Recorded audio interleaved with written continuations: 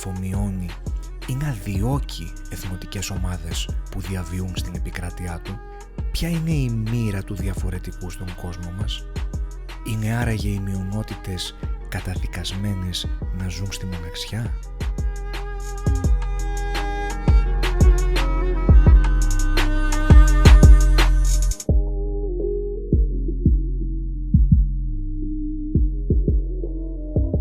Η ιστορία της ελληνικής μειονότητας της Τουρκίας παραμένει άγνωστη. Βρήκαμε ανθρώπους που έζησαν τα γεγονότα και τους ζητήσαμε να μας μιλήσουν για την ανθρώπινη διάσταση, για το δράμα και για τις σχέσεις μεταξύ των δύο λαών. Τα Σεπτεμβριανά είναι σχετικά άγνωστα για τους Έλληνες. Οι εκδηλώσεις για τα Σεπτεμβριανά που πραγματοποιούνταν από τα Κωνσταντινοπολίτικα σωματεία ήταν αυστηρά για κοινό Κωνσταντινοπολιτών. Τα τελευταία χρόνια γίνεται μια προσπάθεια να διαδοθεί περισσότερο στο ελληνικό κοινό αυτή η άγνωστη σχετικά ιστορία. Το 1923, μετά τη λήξη του μεταξύ τους πολέμου, η Ελλάδα και η Τουρκία υπέγραψαν τη Συμφωνία Ανταλλαγής Πληθυσμών. Περίπου 1.200.000 Έλληνες της Οθωμανικής Αυτοκρατορίας μετακινήθηκαν στην Ελλάδα και αντίστροφα 400.000 Τούρκοι έφυγαν για τη Νέα Τουρκία. Εξαιρέθηκαν οι μουσουλμάνοι της Δυτικής Θράκης και οι Έλληνες της Κωνσταντινούπολης, της Σύμβρου και της Τενέδου. Την περίοδο εκείνη, οι Έλληνες της πόλης ήταν περίπου 120.000 και αποτελούσαν μια πολύ αναπτυγμένη οικονομικά και κοινωνικά μειονότητα. Οι σχέσεις μεταξύ Ελλήνων και Τούρκων ήταν γενικά καλές, όμως επηρεαζόντουσαν από τις εντάσεις στις διμερείς σχέσεις. Η μητέρα μου δεν ήξερε πολύ καλά τουρκικά να μιλάει και όλη στην αγορά τις μιλούσαν ελληνικά, οι Τούρκοι οι ίδιοι, και πηγαίναμε πάρα πολύ καλά. 1978 yılında Atina'ya geldik. Tabii o zaman çok gençtim. Bütün çocukluk yıllarım tabii ki İstanbul doğumluyum. Beyoğlu doğumluyum. Orada geçti. Anneannemden ve babaannemden Kapadokyalı oldukları için bütün hikayeleri dinledim. İlk dinlediğim hikayelerde onların bu göçü, acılı göçünü dinledim. Çünkü Kapadokyalıların bildiğiniz gibi 23 yılında mübadeleden duydukları acılar, beni çocukluk masallarım hep bunlarla doluydu. Γεννήθηκα στην Κωνσταντινούπολη το 1934 και μετανάστευσα στην Ελλάδα το 1964. İki dedem ve bir anneannem Gelveri'den, şimdiki Güzelyurt denilen Konya Aksaray'a yakın bir kasabadan. Diğeri bir anneannem de Talaslı, Kayseri'nin Talas'ından. Büyürken bütün böyle aile toplantılarında bu mübadele konusu, çünkü bizim akrabaların çoğu Kavala'ya gelmişlerdi bir köye, çok zorluklar çektiler. Bütün bu hikayelerle büyüdük. Υπήρχαν εποχές που όλα ήταν μια χαρά, όπως η εποχή που έκανα εγώ τη στρατιωτική μου θητεία. Δεν υπήρχε καμία διάκριση μεταξύ Ρωμιού και Τούρκου.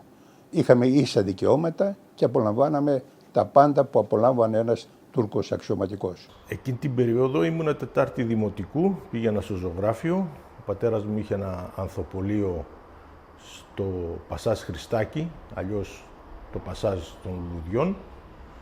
Η απόσταση του σπιτιού μας από το κατάστημα ήταν γύρω στα 500 μέτρα.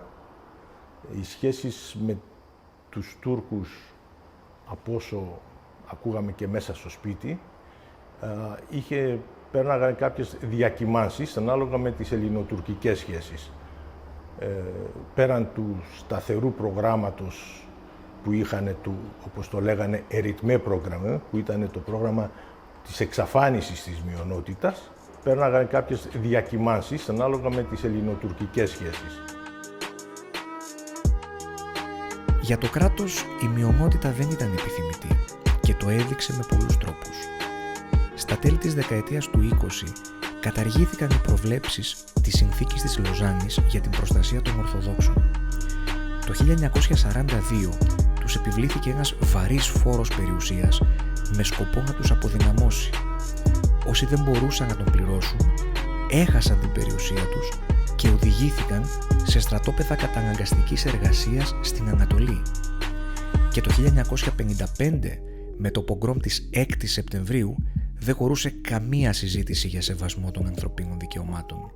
Αν εξαιρέσουμε την εποχή που στράτευσαν τον πατέρα μου, μετά δεν υπήρχε κάτι το ανησυχητικό και προβληματικό για μας. Η κρίση ήρθε απότομα. Είχαν κάποιο πρόγραμμα, πάρθηκε η απόφαση ότι πρέπει να γίνει.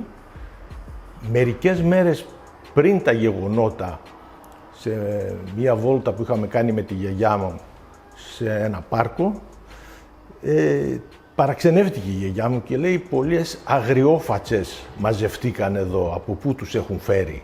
Σε καλό να μας βγει. Το κυρίως χαρακτηριστικό σημείο είναι ότι μας αποκαλούσαν άλλοτε Ρουμ και άλλοτε Γιουνάν. Ρουμ θα πει Ρωμιός, Γιουνάν θα πει Έλληνας. Ρουμ αποκαλούσαν και τους Κυπρίους, οπότε όσο φούντωνε η διένυξη μεταξύ Τουρκίας και Κύπρου και εμείς ήμασταν οι Ρωμιοί, ο Τούρκος ο πολίτης δεν μπορούσε να χαρακτηρίσει διαφορετικά τους Ρωμιούς της πόλης με τους Ρωμιούς της Κύπρου. Μας άλλαζαν ανάλογα με τα συμφέροντά τους. Άλλοτε μας συσχέτιζαν με την Ελλάδα, άλλοτε μας συσχέτιζαν με την Κύπρο. Αρχίσαν τα πράγματα να δυσκολεύουν. Αρχίσαν να βλέπουμε αυτοκόλλητα της Τουρκικής Φοιτητικής Ένωσης σε ελληνικά καταστήματα που έγραφαν «Πατριώτη, αυτό το μαγαζί ανήκει σε Ρωμιό και κάθε γρόση που δίνει σε αυτό το μαγαζί γίνεται σφαίρα» απέναντι στα αδέλφια μας στην Κύπρο. Έρχεται μετά ο φόρος περιουσίας, το Βαρλούκβεργης λεγόμενο, το οποίο ανέτρεψε τα πάντα. Ανέτρεψε τις καλές αναμνήσεις και βρέθηκαν οι γονείς μας στα βάθη της Ανατολής, χωρίς λόγο, χωρίς αιτία, με κατασχεμένες τις περιουσίες τους. Φορολογήθηκαν ακόμη και με περιουσίες τις οποίες δεν είχαν. Και όταν αδυνατούσαν να καλύψουν στο σύνολο το φορολογητέου ποσό, τους έστελναν στην Ανατολή.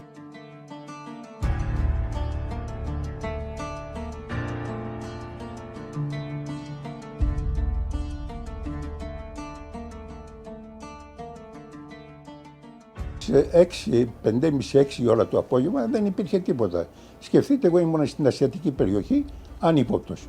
Πέρασα από την εφημερίδα την οποία διεύθυνα και δεν υπήρχε ακόμη κάτι. Βεβαίως σε λίγο άρχισαν και σαν να υπήρχε ένα σύνθημα σε όλη την πόλη να σπάνουν καταστήματα, βιτρίνες, spitya και όλα τα άλλα τα σχετικά που μεσολάβησαν. 6-7 Eylül bizim semtimizde olaylar olmadı. Sabaha doğru bizim babamın dükkanında, toptancı dükkanında IFMİA Kadıköy Lisesi'nin karşısında olan dükkandan iki Kürt hamal geldi, dükkanı kurtardık dedi.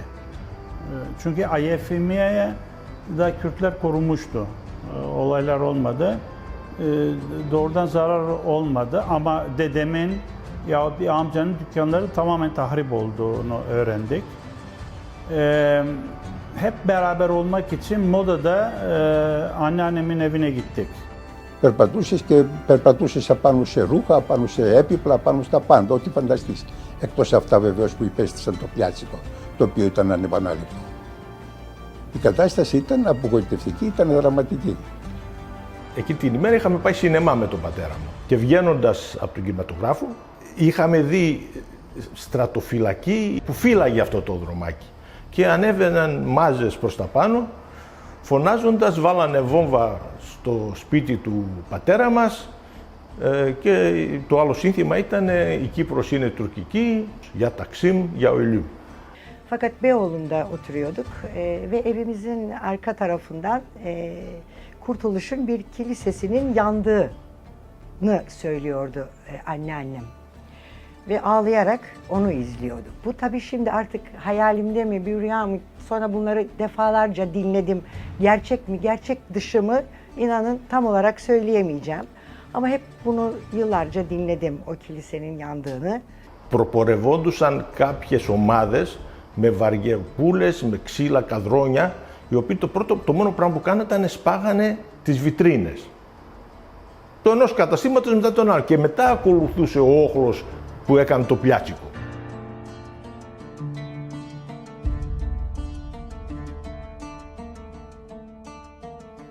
Υπήρχε συμπαράσταση από πολλούς. Πολλοί μας ζητήσανε συγγνώμη.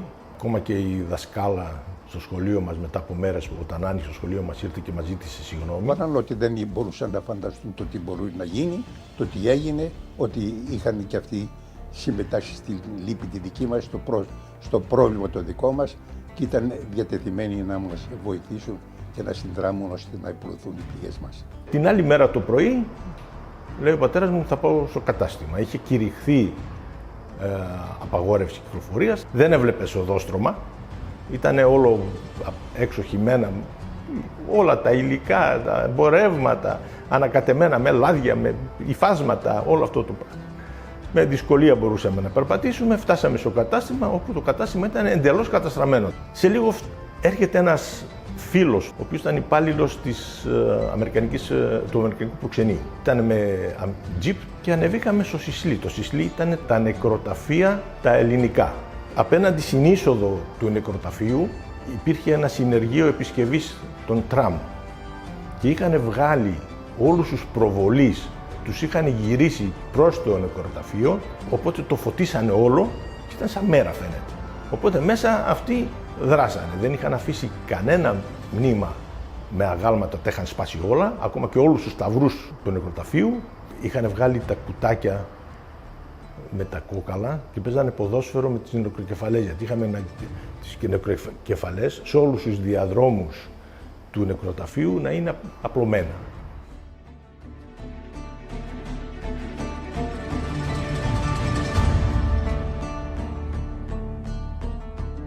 Kimse bu olayın olabileceğine inanmıyordu. Bu pogrom politikası İttihat Terakki devrinde vardı.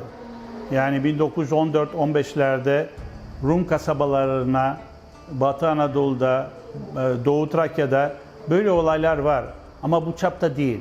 Kimse İstanbul'da böyle büyük çapta bir pogrom olayının olacağına inanmıyordu. Yani tek olay tarihte bununla kıyaslanabilecek tek olay 1938'de 9-10 Kasım Kristal Gecesi.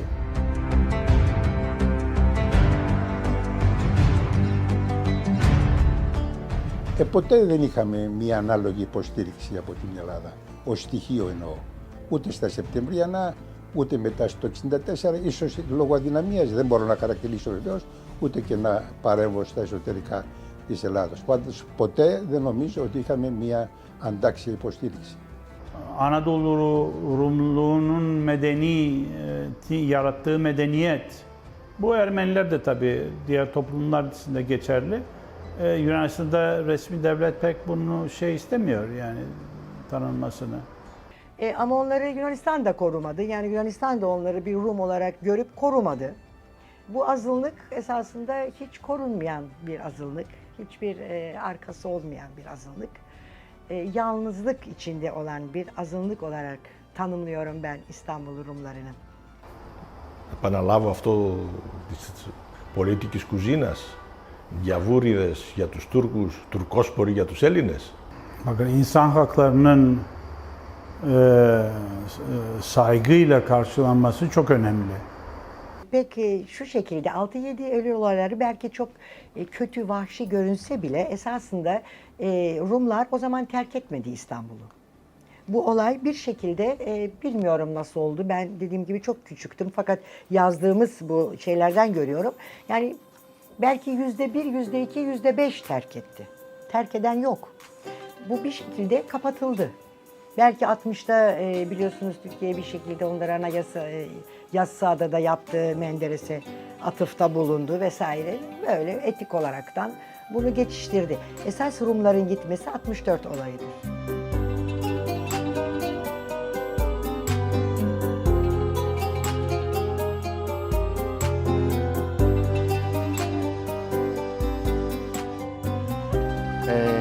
Ο Σύλλογος ξεκίνησε το 1896 στην Κωνσταντινούπολη. Βοήθησε πάρα πολύ η κοινότητα της περιοχής. Αναπτύχθηκε πάρα πολύ έντονα το στοιχείο του αθλητισμού, το κομμάτι του μπάσκετ και του ποδοσφαίρου. Αυτοί που ήρθαν μετά τα Σεπτεμβριανά βρήκαν μία μικρή κοινότητα Κωνσταντινοπολιτών στο Φάληρο και την έκαναν μεγαλύτερη, και σε άλλες περιοχές, στο Κουκάκι και σε άλλες περιοχές που υπάρχουν Κωνσταντινοπολίτες. Όταν έγιναν οι απελάσεις και πολλά μέλη του συλλόγου του εκεί ήρθαν εδώ και δημιουργήσαν το 1968 το σύλλογο του αντίστοιχο εδώ στην Ελλάδα. Το δίκτυο Μικρασιάτης είναι η φωνή των Ελλήνων της Ανατολής σήμερα, που εκφράζει τους Κωνσταντινοπολίτες, τους Σμυρνιούς, τους Ανατολικοθρακιώτες, τους Καπαδόκες, μεγάλα κομμάτια του ελληνισμού της Μικράς Ασίας σε μια περίοδο των τελευταίων 100 ετών. 2015'te Sayın Davutoğlu ile buluştuk. Beraberinde 10 vardı, bakan vardı. 2010'da şimdiki Cumhurbaşkanı'nı da gördük. Bilmiyorum ne kadar samimi bizi anlıyorlar. Umarım bir derecede anlıyorlar. Yani bu toplumun yok olması Türkiye için çok büyük bir zarardır. Bence bir dostluk köprüsü oluşturulabilirdi o insanlardan. Çünkü o insanlar her iki yerin kültürünü almış, her iki yerin tahsilini görmüş. Bizim azınlık okullarımızda biz Türk tarih coğrafyasını, sosyolojisini okuduk. Bence böyle bir dostluk köprüsünün maalesef kovulduk yani bir şekilde. Kovulmaması lazımdı. Benim oğlum yani burada doğdu, burada büyüdü. Ama ben halen Türk vatandaşıyım. Yani bunu öyle de ölmek istiyorum. Bizim federasyonun temel stratejisi ve bu Türkiye Cumhuriyeti hükümeti ile açıkça konuşuyoruz son 10 yılda. Geri dönüş, gençlerin geri dönüşüne destek verilmesi. Küçük de o çapta bir geri dönüş var ama bu çok daha sistematik olması gerekli. Ve benim verdiğim örnek Türkiye Cumhuriyeti makamlarına bakın diyorum. Almanya'da 1945'te hiçbir Yahudi kalmamıştı.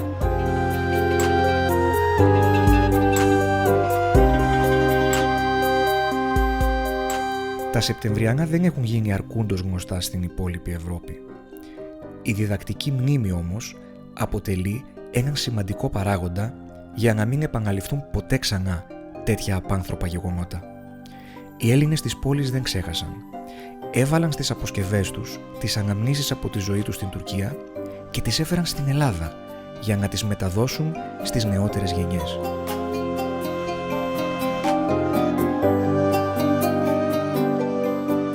Μιλάνε με πόνο για αυτά τα γεγονότα, μιλάνε λίγο, αλλά αυτό που θέλουν είναι να μάθει ο κόσμος αυτή την αδικία. Και νομίζω ότι αυτό πρέπει να το μάθουν και οι ίδιοι οι Τούρκοι, οι οποίοι δεν γνωρίζουν, πολλοί σημερινοί Τούρκοι δεν γνωρίζουν την ιστορία των Σεπτεμβριανών.